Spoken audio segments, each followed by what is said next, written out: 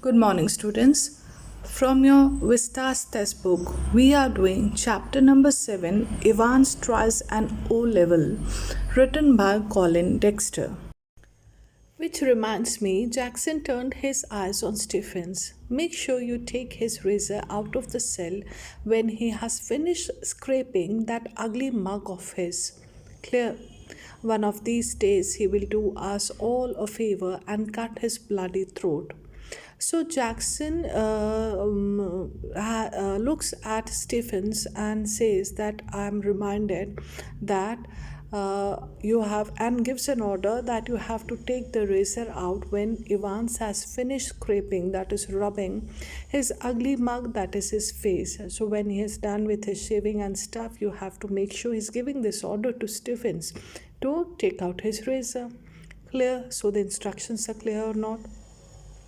One of these days, he will do us all a favor and cut his bloody throat. So, any day, Evans is going to cut his bloody throat and he is going to put all the prison officers and authorities under a scanner, and he's going to favor us. Though he wants to say sarcastically, he wants to say actually he's going to trouble us with any of his acts. For a few seconds, Evans looked thoughtfully at the man standing ramrod straight in front of him, a string of Second World War medals proudly paraded over his left breast pocket. Mr. Jackson, was it you who took my nail scissors away? Evans had always worried about his hands. So when this instruction comes from Jackson to Stephen, Evans is thoughtfully looking at Jackson, and Jackson is standing ramrod, that is upright, straight, and Jackson, he notices that there are series of medals that are displayed on his uniform, on the uniform of Jackson. And then Evans question, was it you who has taken the nail scissors away? And Evans is already is a person who's very careful about his hands and stuff, and a nail file too. So Jackson says it's just not your nail scissor, but your nail filer also have taken from the cell. Look, for a moment, Evans' eyes smoldered dangerously, but Jackson was ready for him. So Evans gave him a look, and his eyes are all burning angrily. But then Jackson was ready with this orders of Governor Evans. He leaned forward and leered, his voice dropping to a harsh, contemptuous whisper. You want to complain? So Jackson leans forward and gives a look to Evans, and his voice is turned into a harsh, cruel disrespect for him, and he says in a scornful manner that you want to complain. This is an order coming from governor. Governor's order was what? To take all the nail scissors and nail filer, anything that Evans might come up and with such tactics to run away from the prison for the fourth time. So he's giving him a look and saying, you want to complain? So it's order coming from the governor himself. Evans shrugged his shoulders lightly. The crisis was over. So Ivan raises his shoulder, and that is enough to explain that the problem is over.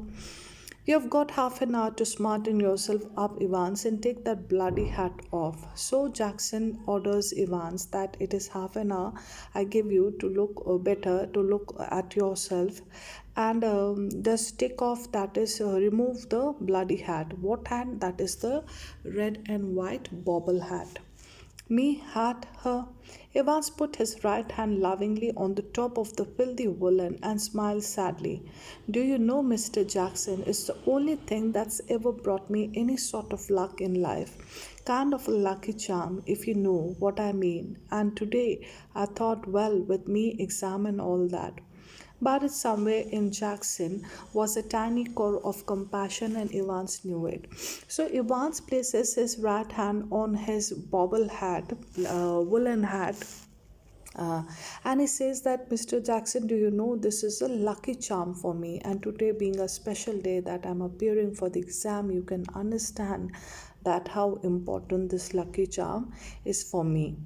And Evans very well knew that Jackson has a small amount of compassion and sympathy. So he is trying to mold Jackson to believe him.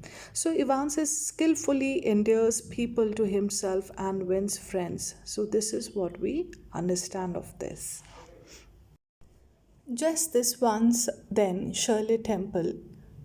If there was one thing that Jackson genuinely loathed about Evans, it was his long wavy hair and get shaving. So Jackson agrees when Evans says that he wants to keep his red and white bobble hat because it's a lucky charm for him. So Jackson agrees that he can keep this, and he says, "What? Just this once, Shirley Temple. Who's Shirley Temple? Shirley Temple is a child actress, and she is having a curly hairs." So Jackson actually loathed, that is hated, Ivan's long hair. So he was readily agreed that Jackson this Evans can keep his hat and get shaving, that is be ready, be quick with your shave. At 8:45 the same morning, the Reverend Stuart McCleary left his bachelor flat in Broad Street and stepped out briskly towards Carfax. Students, I want you to underline this. That is 8:45 a.m.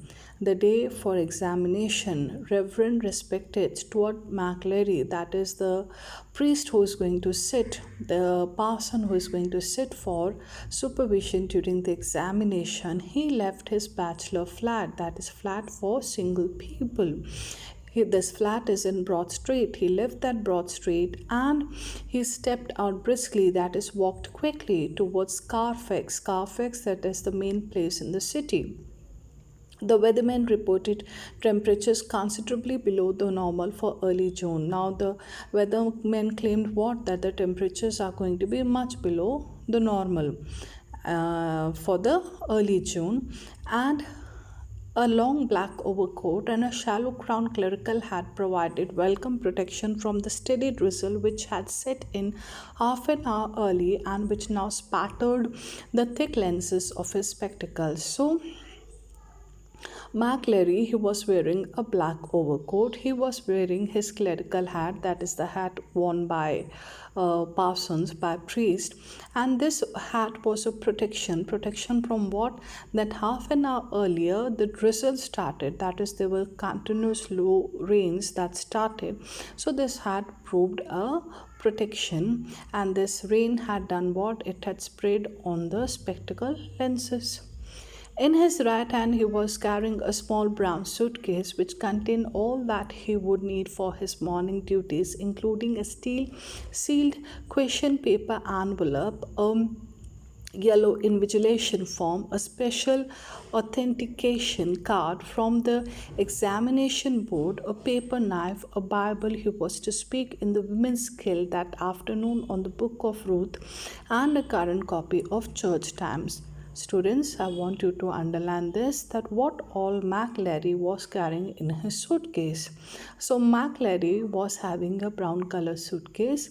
It had what? It had a sealed question paper envelope, that is question paper envelope, and then he was having a yellow invigilation form. Then he was having an authentication card to supervise during the examination from the examination board. Then he was having a blunt knife, a paper knife. Then he was having a Bible. He was to read on the Book of Ruth to the Women's Guild, and then he was having a new copy or a fresh copy or a current copy of the newspaper, the Church Times. The 2-hour examination was scheduled to start at 9:15 a.m. So this was 2-hour examination, and the planned time, the examination was to start at 9:15 a.m. Please do underline this. Evans was lathering his face vigorously when Stephens brought in 2 small square tables and set them opposite each other in the narrow space between the bunk on the one side and on the other a distempered stone wall. So Evans was applying foam on his face vigorously, forcefully, And that time, Stephen, who is the new recruit, he comes in his cell and he brings two small square tables. What does Stephen do? He places them opposite each other in the narrow space between the bunk. The bunk, that is the bed of Evans. On one side is the bed, the other side is two square tables, and the tables are placed opposite each other, and on the other a distempered stone wall.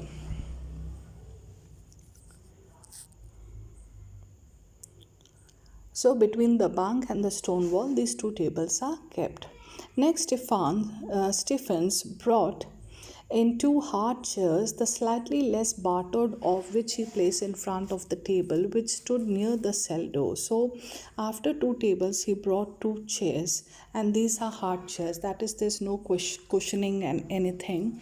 And he places the less battered one, that is the less damaged one, he places in front of the table which stood near the cell door. So the table that was close to cell door, he places one less damaged one close to that. Jackson put in a brief final appearance. Behave yourself, laddie. Evans turned and nodded. So Jackson turns up to Evans' cell and asks him to behave himself. So Evans nods. He says yes and a nod. And these Jackson points to the pin-ups off. So Jackson points out to the attractive posters on the wall and he says off. That is, take these posters off. Evans turned and nodded again. I was going to take them down anyway. So Evans agrees that yes, anyway I was to pull those posters down. A minister, isn't he? The chap coming to sit in, I mean. So Evans questioned Jackson that the person who's going to supervise during the examination is a minister. He's a priest. And how did you know that? Asked Jackson quickly. So Jackson queried it that how do you know about him? Who is going to sit in? Well, I had to sign some forms, didn't I? And I couldn't help. So Evans informs him that because of the certain formalities to fill forms and stuff, he learned through the papers. And he couldn't help going through those papers, and he learned from that the minister is going to sit. Evans drew the razor carefully down his left cheek and left a neat swath in the white lather. Can I ask you something, Mr. Jackson? So Evans, who was shaving, he places this razor from the left cheek and leaves that narrow strip of the foam in the white, that is in the water. And then he says, Mr. Jackson, can I question something to you? Why did they have to bug me in this cell? He nodded his head vaguely to a point above the door. So Evans questions and points towards a place on the door above the cell door, indicating why did the jail authorities had to place a microphone in his cell. Not a very neat job, conceded Jackson. So Jackson accepted that this was not a neat job done by the jail authorities because microphone was very visible. So he realized that it was not a good job done by the authorities. They don't honestly think I'm going to try to. So Evans questions that the authorities think that I'm going to try for the fourth time. They are taking no chances, Evans. Nobody in his senses would take any chance with you. So Jackson says that nobody is going to take chances with you, Evans, and with all senses, everyone is going to be alert to see to it that you are safe in this Oxford prison. Nobody is going to give you any chance to flee from the prison for the fourth time. Who's going to listen in? So Evans wants to know that who's secretly listening to this, all the stuff that would be going on in the cell, the talking. I'll tell you who's going to listen in, laddie. It is the governor himself. See, he don't trust you a bloody inch, and nor do I. I will be watching you like a hawk, Evans, so keep your nose clear. He walked towards the door. So Jackson informs him that, okay, I'm going to tell you who's going to listen to all the talk, and he says that governor himself is going to listen to every bit, and he says that nobody is going to nobody has trust on you at all, neither do I have trust on you, and I'll be keeping a watch like a hawk. Like a hawk, I'm going to keep my watch on you, like hawks, eagles have a watch on its prey. So similarly, I'm going to keep a watch on you.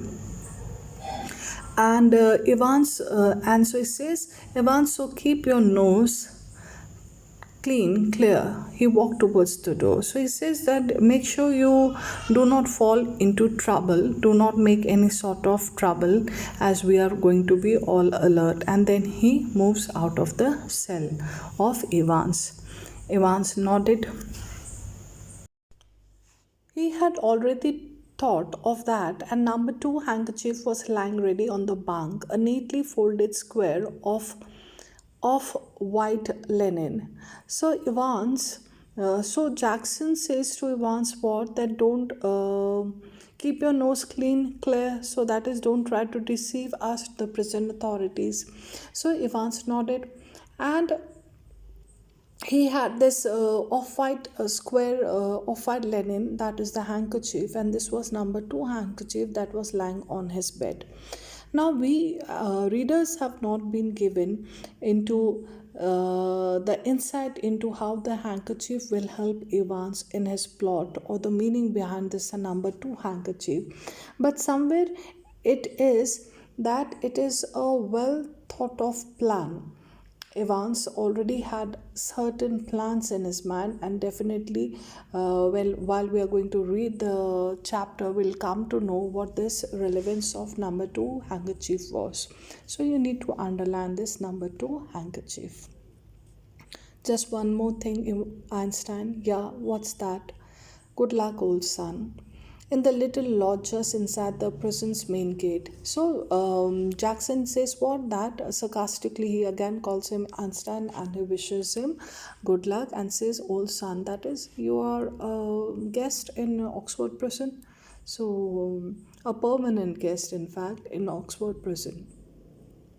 In the little lodge just inside the prison's main gates, the Reverend S. McCleary signed his name neatly in the visitor's book and thence walked side by side with the silent prison officer across the exercise yard to D Wing, where he was greeted by Jackson.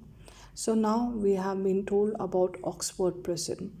Oxford prison main gate, there is a little lodge. Lodge, that is a room. So Reverend S. McCleary enters. He comes to this little room. He does sign on certain things, that is the visitor's book he signed.